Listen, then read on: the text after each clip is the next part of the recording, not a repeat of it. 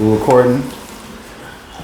Like, share, subscribe, comment, do everything, man. Just help me out. I need you guys' help. Come on. I need niggas' help. You know, I'm appreciating the feedback, even the criticism. You know, I'm working on it, working on my editing game, you know, all that stuff. But we appreciate you guys, everything you guys are doing. Yeah. It's not for nothing, for sure. Niggas ain't gonna stop. Niggas might take a break here and there. Niggas ain't gonna stop. Yeah. We're gonna keep kicking. We're gonna keep kicking this shit. We do this for y'all, man. Yeah. Yeah, no, definitely. What's up with you though, family? Man, you know, it's another day, man. Just getting through it, bro. Yeah. You brought the Kobe's out. I had to, man. I had to, bro. You know, I bring them out once a year or so. You know. Crazy Eights. Crazy Eights. Nice. You know? Nice, yeah. Me, NOTtus4NOTHIN, my guy A-Whip. We're kicking it. What's going on with you? Let's go. Let's get into it. Let's do this, man. Let's do this. So, this week was especially hard, man. It was hard. We lost a legend. You know, one of the greatest of all time. I could literally say that, man. DMX broke a lot of hearts. I shed a tear. You know what I'm saying? And I've had this for a while. Yeah, the Rough Riders. I'm a Rough Rider. Oh man. So heartbreaking news. Talk about that, NOTtus. X, man. He is the 10th greatest rapper of all time on my list. I have Jay-Z, Nas, Tupac, Biggie, Scarface. That's my first 5. Ice Cube, E40, Rakim, Kendrick Lamar, DMX. That's my 10. I can't even argue with that. That's my 10 because, and if you guys want to challenge my 10, we bring out statistics. It's not as opinion based as you might think, because with Jay-Z, whether or not you like Jay-Z, his longevity is a 10. Mm-hmm. His lyricism, 8.5. His album quality, his catalog is a 9. His stage performance is a 9. His battle rap ability is 8.5. He is an 8 on every single, his impact, everything, he is an 8 or above. Right. He's the only rapper that got that, because you go to Nas's lyricism is a 10. His longevity is a 10. But then you go to, let's say, hit making ability, where Jay's an 8, 9 at that. You go to hit making ability, Nas is a 6. You go to album quality, Nas has had more whack albums than Ho do. So that drops down to, you go to performance, Nas ain't a good performer like that. I ain't never seen his performance, but you go to impact, Nas hasn't been that really impactful as Jay does. When Jay does something, it stops the culture. You know what I'm saying? Rockefeller, the hip hop revolved around Rockefeller at one point. True. So you could just do that, and Tupac, Biggie, you know what I'm saying? But DMX is the 10th because nobody, like, he hit the game like a meteorite, and the game needed it. You know, I never seen a situation where this guy came because the game needed that. Like, explain. Like, what do you mean the game needed him? Pac died, 96, September 96, I believe. 6 or 7 months later, Biggie died March 9th, 97. The game goes into this weird shiny suit, Puff Daddy / Master P era. And it was weird. 97 was a weird year. You know what I'm saying? You had hardcore rappers. The Lox was If You Think I'm Jiggy. You know what I'm saying? Yeah. Even Mace, we know the real Mace. We know Murder Mace. With Cam, Big L. Yeah.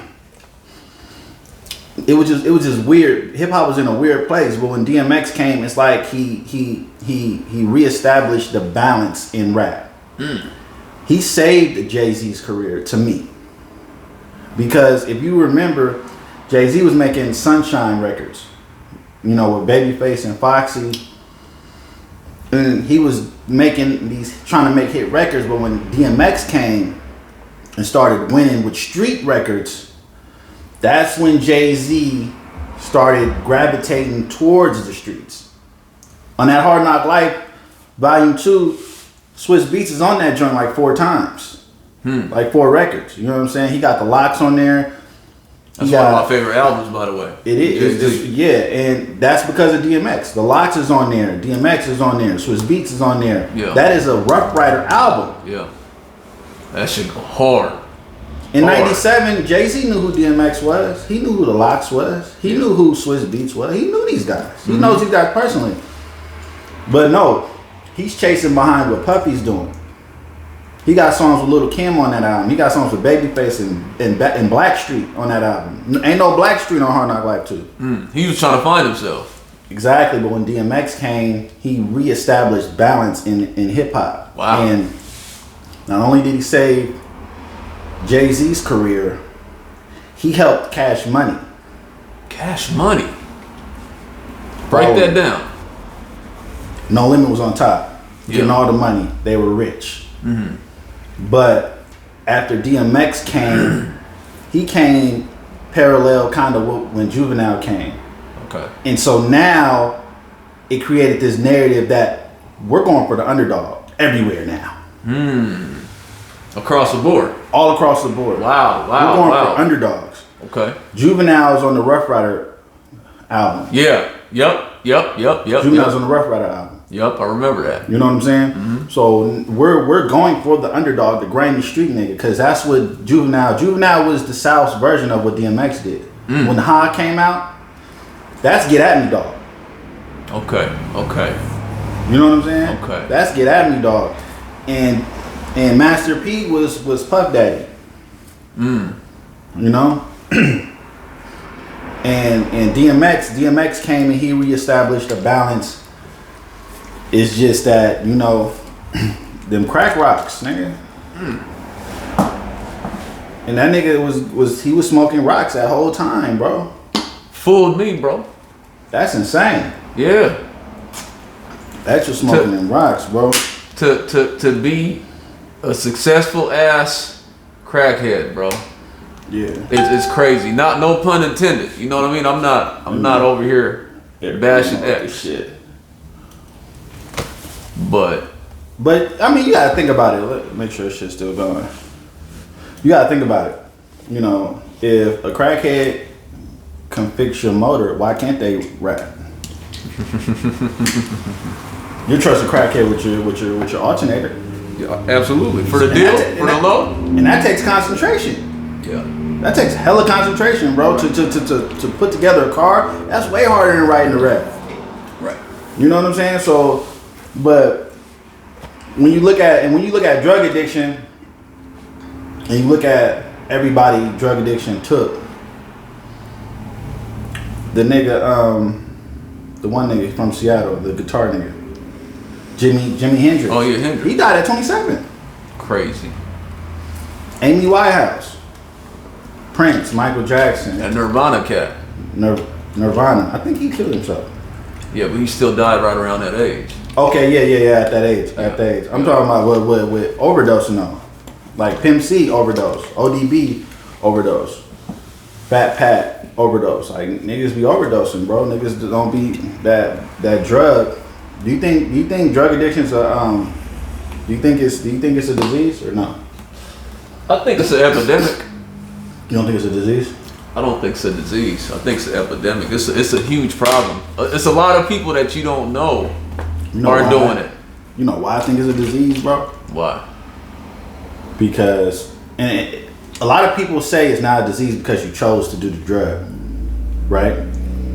But you can choose to smoke cigarettes all your life and get lung cancer.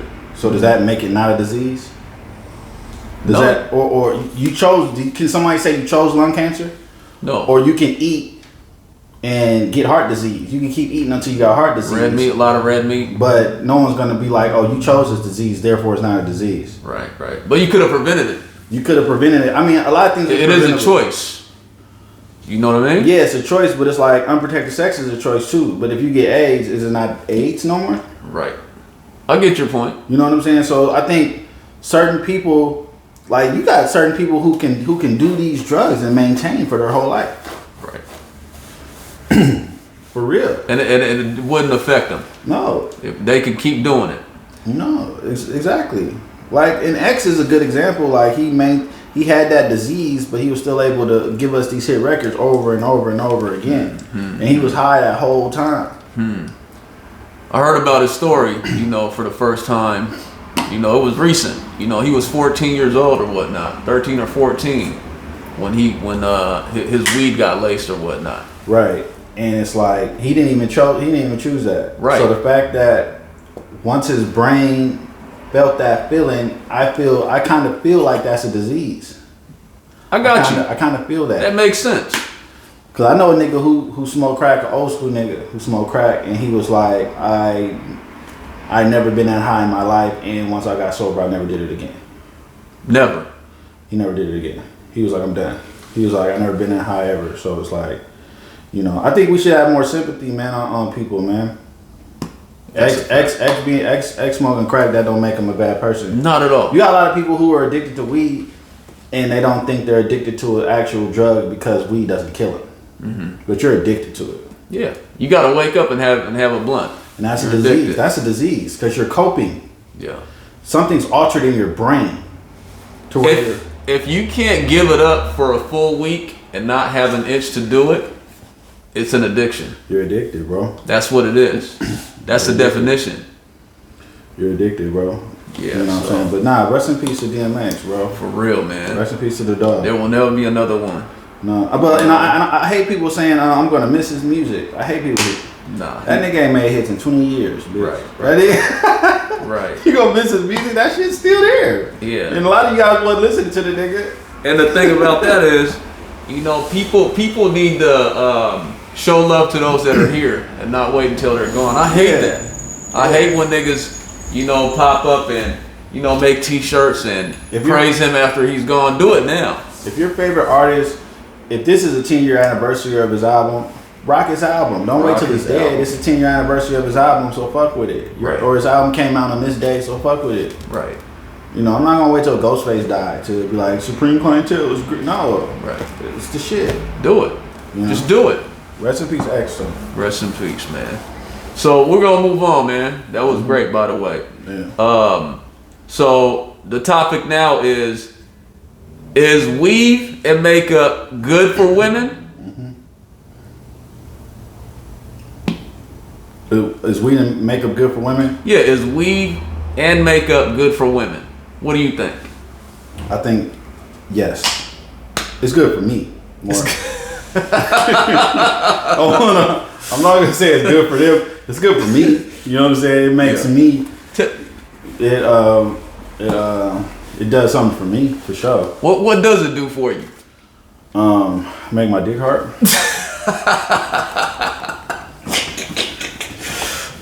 Oh man, but break it down. Like, why is it good for you? Why do you like it? I like the fact that a woman is putting forth this effort for a nigga. Really? I love it. If I just come through and your makeup and shit is done, I'm gonna appreciate it. And you smell all good and shit. Mm-hmm. Because I'm tired of girls like getting all fixed up for Instagram or for the club. You're in a relationship. So have your girl ever sat around and been normal, but then when it's time to go out, she fixes herself? Oh, bro, that's like, why you getting ready for everybody else? Strangers, total strangers. I'm your nigga. Strangers, complete strangers. Look good for me every day. Complete strangers. They get worked up and get for complete strangers. Right. You know what I'm saying? Don't make sense to me. But here you is walking around the house looking like you steal Cadillac converters. You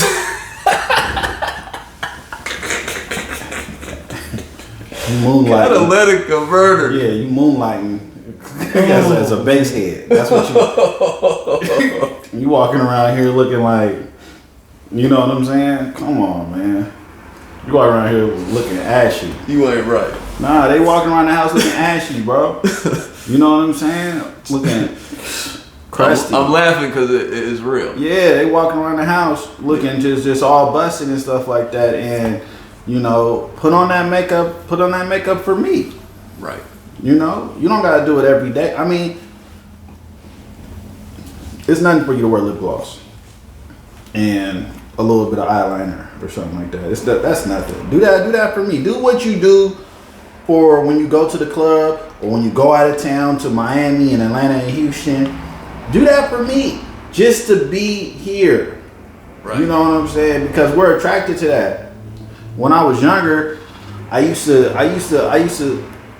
understand. You know, when I didn't have the knowledge and the wisdom, I would ridicule my bride for wearing hella makeup. You know, why? I don't know. I think now it was an insecurity. Oh, okay.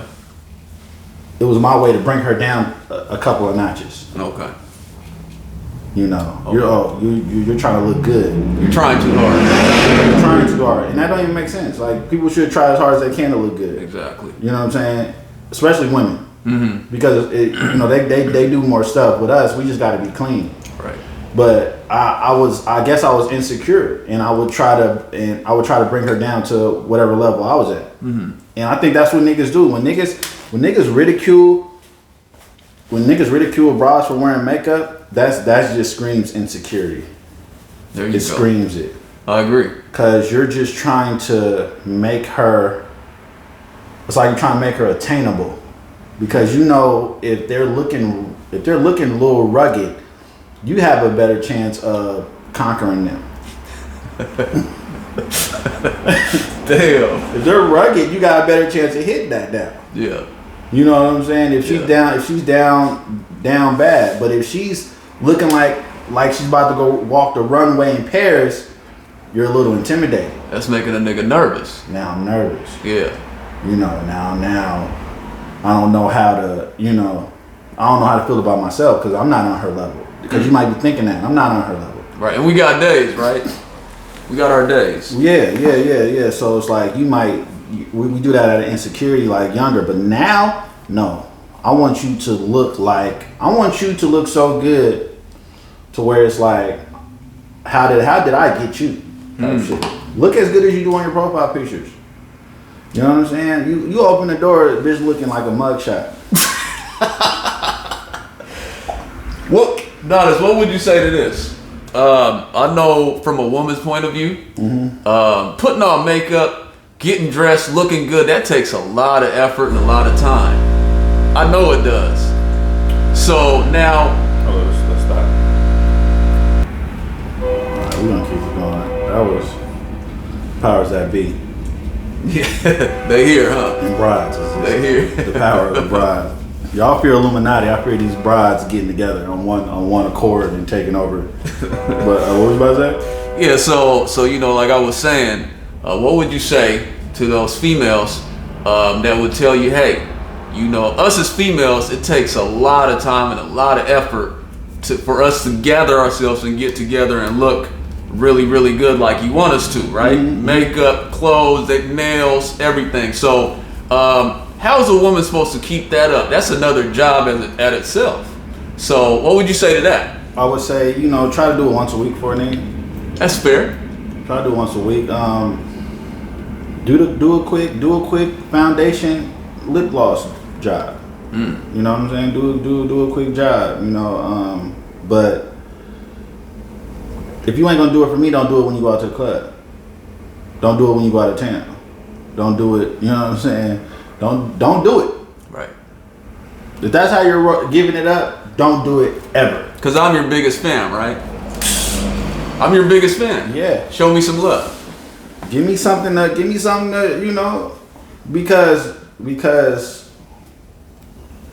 as I think it's kind of shameful or pathetic.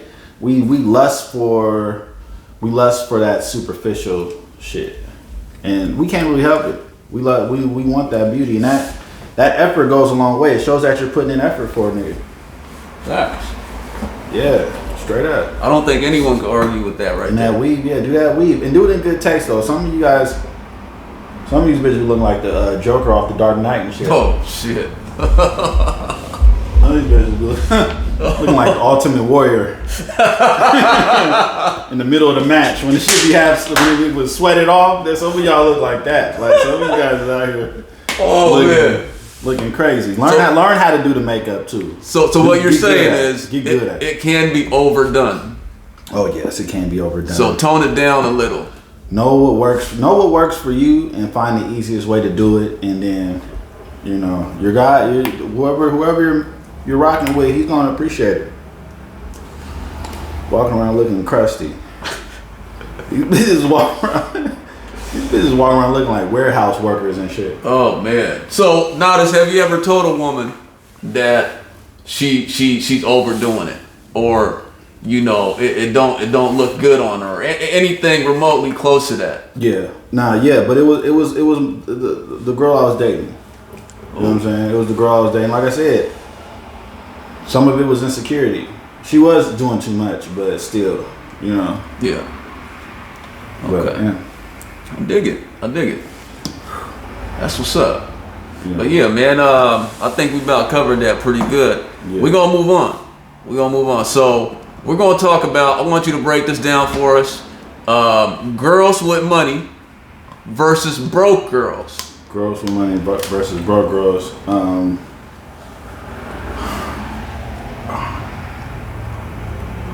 Man. Well, Tell us how you really feel, man. Girls with money, they're. I guess I might lean towards broke girls. Interesting. I mean, when I'm in a certain mood, when I just want to have fun and shit, I might lean towards broke girls. I'll say throughout life, I found the broke girl to be more fun. Because a lot of times the girl with the money, she's worried too much about that. What do you mean? Worried about money, where we're going, what we're doing. She's too good for this, she's too good for that. And I'm like, you know what I'm saying? Whereas a broke girl, she don't mind Applebee's. Right? She's hood, right? I took a broke girl to Applebee's and her eyes lit up. And I was like,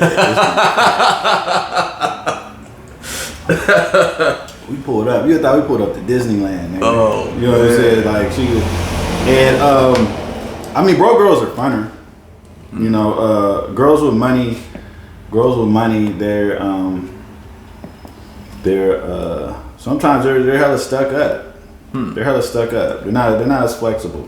But sometimes sometimes it can be reversal. Sometimes you got broke girls who are stuck up, which is a fucking oxymoron if I ever seen one. And then you got rich girls who are, they'll give you head on the back street. Girl with money. Is that right? Yeah, I mean, yeah. Last time I got head in the back street was from a girl that has a lot of money, like hundreds, thousands of dollars. Wow. Yeah, she had plenty paper. So, but yeah, rich girls get that tab. Yeah, the rich girls get that tab, and not even rich girls, but girls with money. One girl had money. She took me to Elliott Bay, one of them spots, and I was eating the finest lobsters, and steaks. You know what I'm saying? And it was a la carte, so you got to order it separate. Yeah. And she was like, "It's nothing." I was like, "Word." Put it on the tab. This is crazy. It kind of feels good to be pampered sometimes, right? Yeah, and taken care of. Yeah, because you're doing it all the time. Now you want it done once in a while. Girls with money, they definitely will pamper you, bro. Yeah, and if you pull out your wallet, they'll be like, nah, don't worry about it. That's amazing. That's amazing. It's sometimes you get caught up in it, But the broke girls, some girls be too broke though.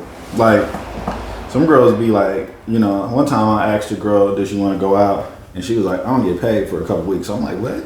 I was like, well, I gotta wait a couple weeks. Yeah, I was like, no, matter. She thought she's broke and she's used to dealing with broke niggas.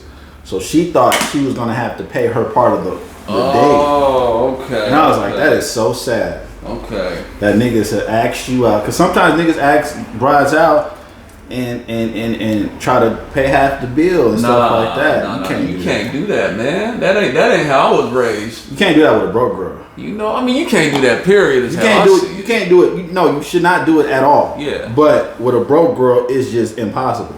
Right. You know what I'm saying? So it's like, it was funny, and I told her, I was like, no, I'm asking you out so you don't have to pay for nothing. Like, what are you talking about? But she's so used to being broke and dealing with broke niggas that, you know. She's hardwired that way. Yeah, and it was sad, because she was a pretty girl, you know what I'm saying? Yeah. But, yeah, broke girls appreciate more. They'll appreciate it if you take them to the goddamn. You take a broke girl to Azteca, she have a ball. That's dope. Yeah. But with girls with money, you just got to be more creative and just do things with them that they might not have done ever. You know what I'm saying? So she got money, but she's never been to the Ferris wheel. Okay. Right. Okay. She got money, but she's never played miniature golf. So do you mind the extra work? Huh? Do you mind the extra work, the extra thinking that comes along with dealing with women with money? Or would you just rather scratch that and deal with the broke girls because it's easy to please them, as you would say? No, I'm built for this shit. You built for it? Yeah, I'm in the jungle. I'm in the jungle. Nah, because sometimes a girl with money that can do her own thing, they make for a better date anyway, because you are being more creative. Okay.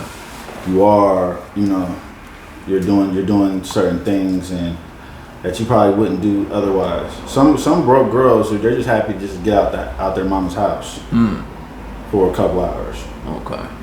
You know what I'm saying? Sometimes they're too broke. Well, sometimes they're too broke though.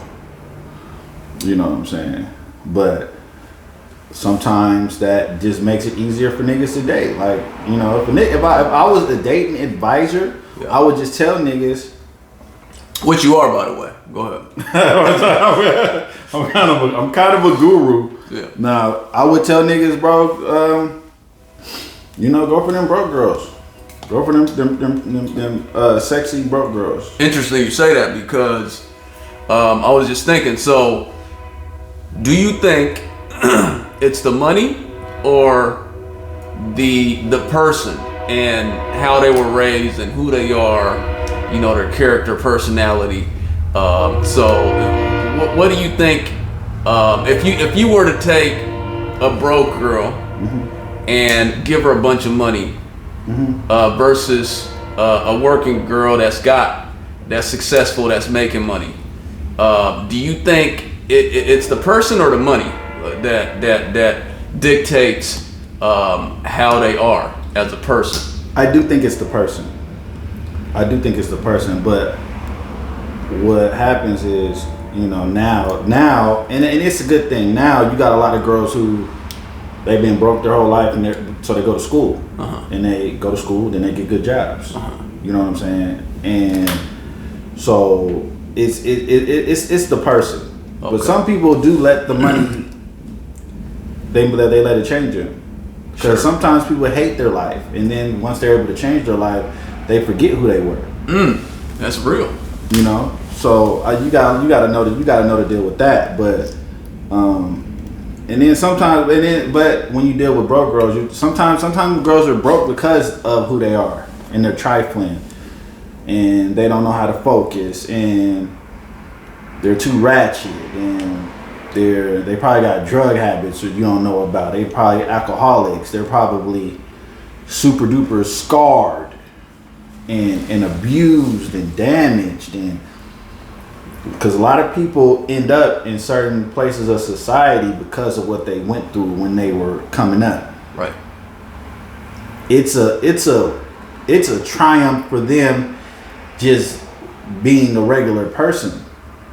Fuck making 50K or 60, 80K. No, it's a triumph that they just get up every day and take care of their kids. Right. You got a job, and you got you a car, and you got you a place. Or if they just got a place. And you're happy. Sometimes they just got a place, and that's because some of us grew up really, really poor. Right. That's why I can relate. So you got people who grow up and they might be living better than they were when they grew up. So they're like, oh, they're content with that. And that might be their definition of success, right? Right, and you can't knock it because you don't know what this person went through. True. This person might have been abused their whole life. True. You know what I'm saying? They're struggling with that day to day. So, you know, when I say, you know, I'm not doubting bro girls, and I'm not saying you should mistreat bro girls, because you shouldn't. You should treat everybody accordingly. Exactly. You know, and I do. You know, and just sometimes rich girls, or not rich. I keep saying rich. Sometimes girls with money, sometimes they're more trifling than the broke girl. True indeed. Yeah. True indeed. Just depends on the person. It depends on who you are, for real. Right. You know, it's just that sometimes it's just that dating. There's a dating contrast. You know, with them, and sometimes some girls are so poor and so broke that they're just happy with a pizza and a Pepsi. So I don't laugh at. No, I wasn't gonna say that with a straight face. Pizza and a Pepsi. Sometimes they're happy with that, bro. And it's just like, you know, and it's like, so you're cool with just getting a pizza and coming to the spot? She's like, yeah, because she's hungry. Fam. Her stomach's growling.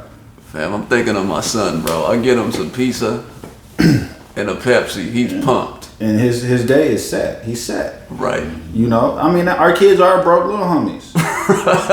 You know what I'm saying? My broke partners. I got a couple broke partners. Kids is broke partners, and that's how these females be, bro. Like, and that happened one time. Like, I'm talking about this girl looked like the way she was built. She was a girl like off the Tip Drill video, another joint, light skin. I'm talking like stacked, for real. Huh? Like a triple cheeseburger, nigga. And she didn't have a dollar to her name. Huh. So she was like, what you trying to do? She thought we was going to go to the bar. No, matter of fact, I thought we were going to go to the bar. But then I read her, and then I was like, shit, let's just get a bottle and get a pizza and go to mine. And she was, nigga, that was music to her ears. Damn. Sad, but you made her night, though. It was, and she made mine. My nigga. Straight like that. Oh, man. So let's do this, man. You know, you always leave us with great advice, and I mean that. You know, I try. And so before we cut out here, what piece of advice would you give the broke girls? What would you tell them? You know, because they're trying to navigate the waters over here. You know, they're trying to understand and look at it from a man's point of view in this dating world. So what advice would you leave them with? I would tell a broke girl, I would advise a broke girl to get in a relationship. Find that nigga that wants to be with you, and find a nigga who's doing better than you. Because if a broke girl get the wrong nigga, they're just gonna make her situation worse. Right. So I would tell a broke girl, because every girl, no matter what their financial status or no matter what their living status is, they got niggas in their inbox. Facts. It don't matter what nation, creed, religion, fat, skinny, in the middle, they got niggas in their inbox. Because that's how we're built. We're built to football. I've hit some of the same bitches that these football players hit. Dang. Fact. I know for a fact. Huh. Because they're hitting the same brides we're hitting. Because the same brides we're hitting are going to them clubs in Bellevue and getting with them. They're not getting the cream of the crop. No, they're getting what they can get. We see these brides that came forth on Deshaun Watson. Yeah. Them bitches ain't dimes. Them bitches on the Saving R. Kelly documentary, they wasn't dime pieces. Nickels. Yeah, it was looking rough. Like a lot of these brides, like you take a woman like Usher's wife, the one that he had the two sons with. Yeah. Like these are regular. Everybody's hitting these regular girls. Mm-hmm. You know what I'm saying? So I would tell the girl that ain't got her money right. I would tell her to get her money right too. You know, because you're only a couple of good decisions away from having a better life. There you go. It's not blessings. It's not blessings as much as it is just making the right decision. Right. You make a series of right decisions you could be living your dream or your goal. People that got bad lives, if you don't have a mental disability, like I'm talking about, you're just straight up fucked up, or lack of a better word, retarded or something like that. It's because of your decisions. Bad decisions put people in bad situations. True indeed. Good decisions put people in good situations. Simple math. You could be an idiot, you could be a dumb nigga, but still make good decisions. And now, because we know dumb niggas with money. and we know smart broke niggas. A lot of them. That's because even though he's intelligent, he don't make good decisions. Right. You know what I'm saying? So if you're a broke girl, make some good decisions. That first decision tomorrow might be going to school, enroll in school. It might be looking for a new job. You know, it just makes some good decisions. But that ain't gonna change the dating pool for him. Yeah. Tell him what the Everest nigga told him, bro, on that commercial.